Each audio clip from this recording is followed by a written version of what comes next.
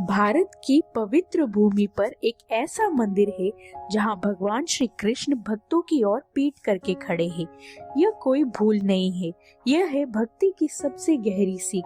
ये कहानी है कर्नाटक के उडुपी श्री कृष्ण मंदिर की।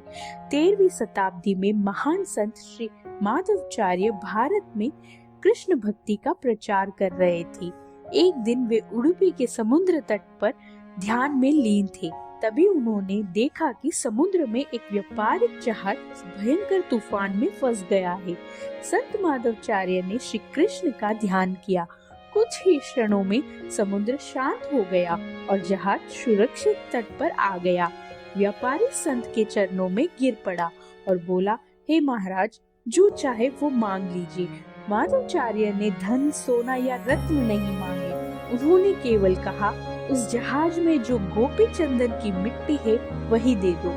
जब वही मिट्टी तट पर लाई गई और खोली गई तो सभी लोग आश्चर्यचकित रह गए। उस मिट्टी के भीतर से प्रकट हुई बाल गोपाल श्री कृष्ण की अद्भुत मूर्ति, जिसके हाथों में मथुरा का माखन और मुख पर अलौकिक मुस्कान थी। कहा जाता है कि यह मूर्ति स्वयं भगवान श्री कृष्ण ने द्वारका में श्री रुक्मणी देवी के आग्रह पर बनाई थी, ताकि वे श्री कृष्ण के बाल स्वरूप के दर्शन कर सके।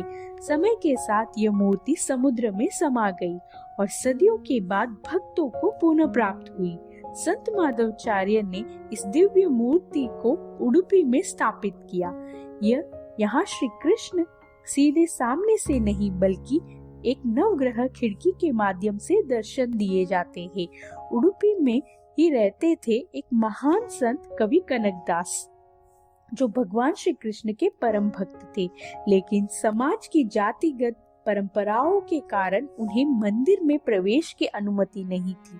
कनकदास मंदिर के पीछे खड़े होकर रोते हुए भजन गाते थे। उनका एक ही आग्रह था, हे कृष्ण, मुझे केवल आपके दर्शन चाहिए। उनकी भक्ति इतनी गहरी थी कि स्वयं भगवान श्री कृष्ण पिघल गए। एक दिन चमत्कार हुआ।